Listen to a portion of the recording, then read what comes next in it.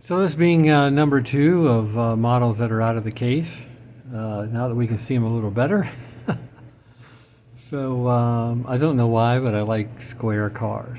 I'm not sure why. So I don't know why they just appeal to me. This is an AMT Mercury Cyclone, I think, GT. So it's pretty much out of the box. I think I replaced the wheels though with something probably made by, I think those are from Revell. So it's painted with Tester's Baby Blue, which is an enamel. So the engine is just stock. I didn't change any of those parts, although I may have changed the air cleaner.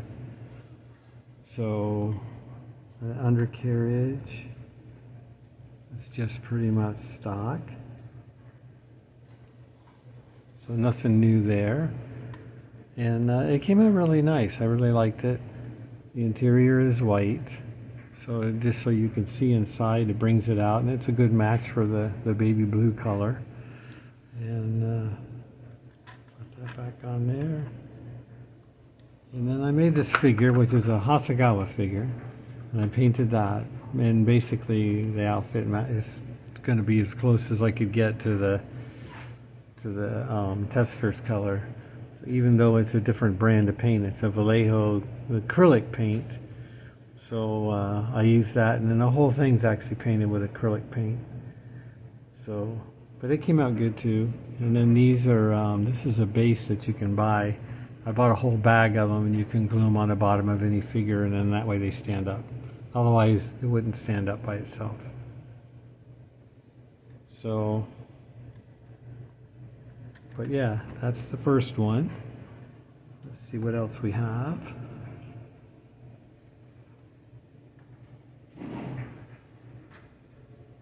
This is a Mobius kit. I think I bought this when it first came out. This is also a Mercury. This was the stock version because I think at that time the stock version came out first and not the race version. So, but I wanted to change it up and make something more out of it. So I used these decals out of my stash, and they came with some other models, I'm sure.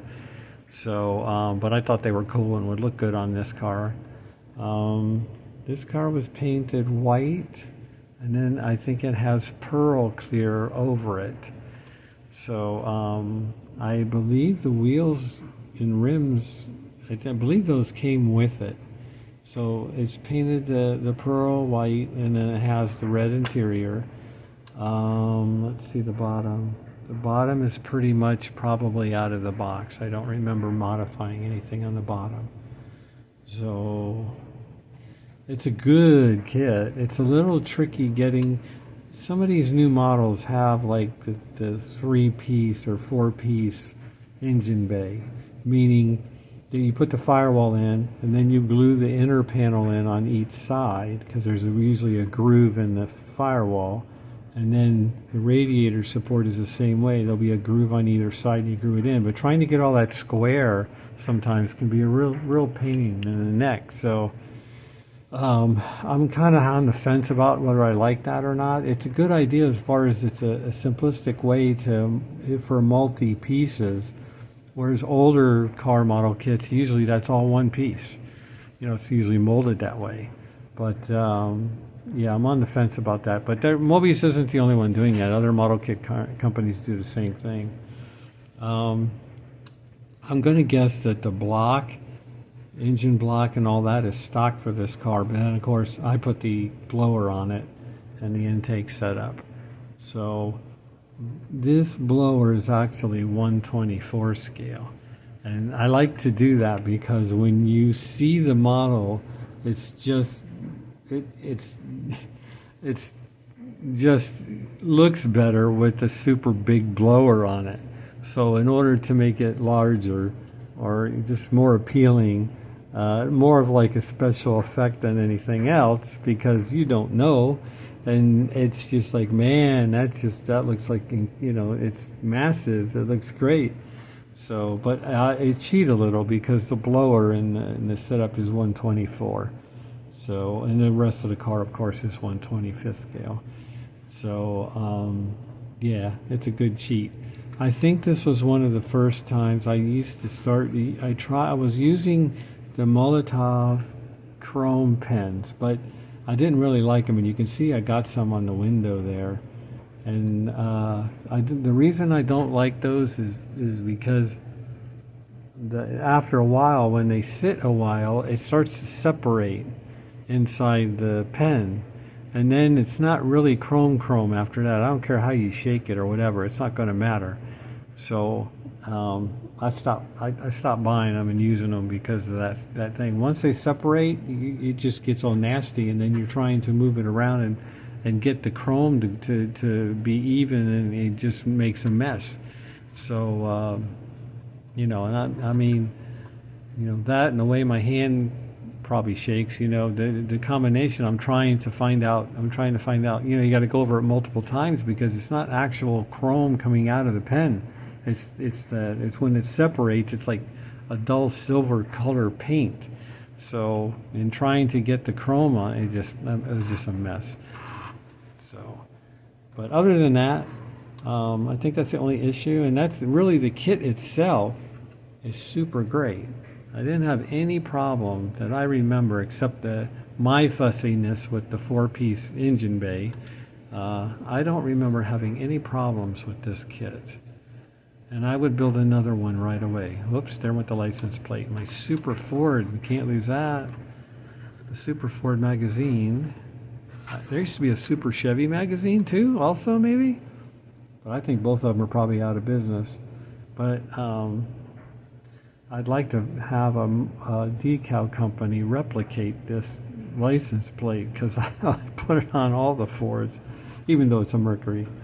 But they had Mercuries in that magazine too. But so that's number 2, and I think I have one more. I have built a lot of these Fairlanes. I've mentioned this before in previous videos. I had a 66 Fairlane when I was my first car, so I always liked this car. And once again, it's a square car. So, but I just like the body panels. I just like the way this body goes down, then it comes up here. And I think it comes out a little bit when you look at it from the top. You see how it bulges in the back? I mean, just the body lines are just perfect. It just makes sense. And this is a car you could get 6 people in it if you had to. So I mean, it was a great car. This car has bucket seats. I think my car had a bench seat in the front. Now I can't remember. But for the most part, this is box stock. This is a automotive paint out of a can. Probably, I think it was for like a Toyota, Nissan, something like that. So it's like a champagne metallic. And then of course I cleared it.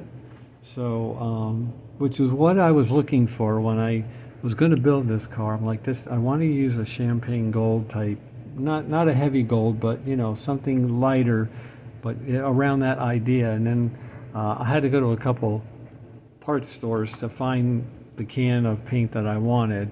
I didn't know really the brand. I knew the brand but I mean I didn't know the name of the color, or I didn't have a color name picked out. I just knew what I wanted, and so that's what I ended up. And honestly, I'd have to dig the can out to tell you what the color was, if I even have the can anymore. So the rims are 3D printed, rims and tires. I didn't print them, I bought them on eBay, I'm sure. As well as the engine, that's an eBay V8 also. The twin cam out of a Mustang maybe. I forget how big it is. I don't know much. Some of these Ford Motors all look alike, the newer ones, and I can't tell which one it is. So, yeah, but it went right in there more or less. I made this air intake for it here, and I think the rest probably came with the kit. But, I finagled it a little bit to get it in there.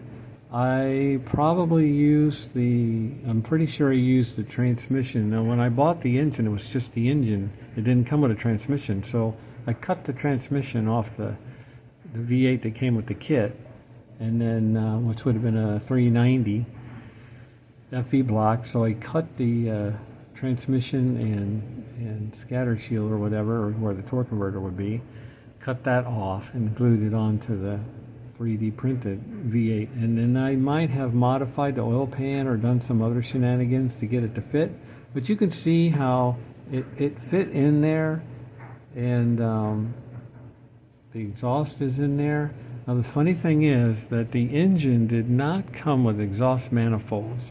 And I tried every exhaust manifold that I had in my parts box, and none of them were even, there was no way any of them were going to fit between the shock towers and that engine.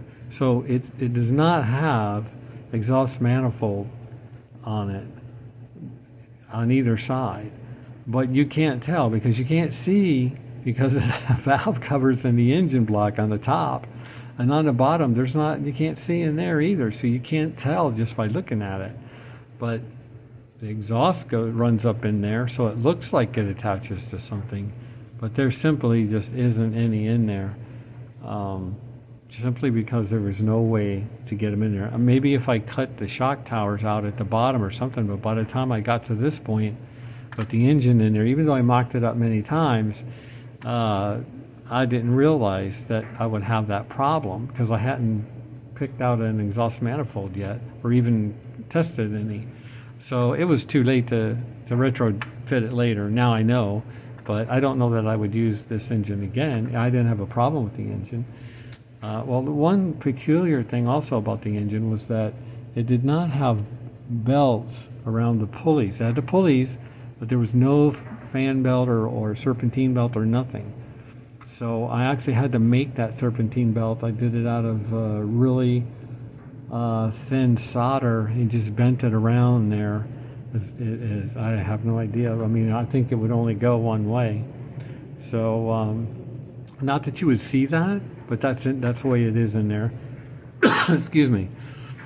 So, but I'm not going to criticize the motor. But now, when I buy a V8 motor today, or I buy any resin product from any website, I want to see what the resin product looks like. I don't want to see a 3D image file. I don't want to see artwork. I don't want to see any of it. I mean, that's all fine. I don't mind looking at that stuff.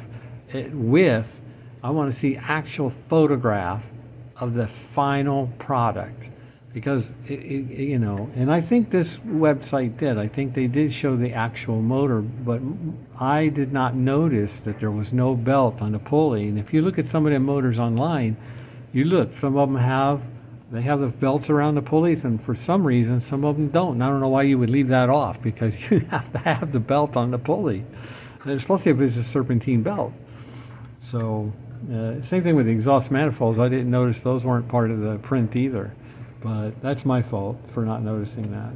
So, but I've already planning on building another Fairlane. I've built, I don't know, 5 or 6 of these in my lifetime. I've built so many. Like I say, it was my first car, and I love the car. And they're all AMT kits, of course. I built the 427 version 2. I probably have 4 or 5 in my stash. And but I already have in my mind a way that I'm going to build another one. And I have an idea in my head, so that's probably going to be coming up soon, depending on some other projects that are in line. But I just love this kit. This kit is like, it's not just because it's a Fairlane or it's a 66 or that it was my first car. It is a really great kit. So all the parts fit. Never had a problem with building one ever. I've built it over and over with no issues. And even though I modified this car, I still didn't have any real big issues. I still found a way to make it all work. And I just can't praise it enough. It has a lot of detail. It has everything that you want. And, you know, it's just a good thing. I wish I'd had more engine options like dual quad, tunnel ram, things like that. I mean, like AMT used to do. But nowadays you can get all that stuff aftermarket, either in resin or 3D printed. So it's just a great car. It's a great model. And so that's these. these three cars are, I would say, since we're doing video number 2 of what's in my case, these are the 3 square cars like this that I have that fit the bill. So I just wanted to share them, and this way you get to see them inside and out and underneath and every which way. And I hope you'll visit me for the next one. And have a great day. Later.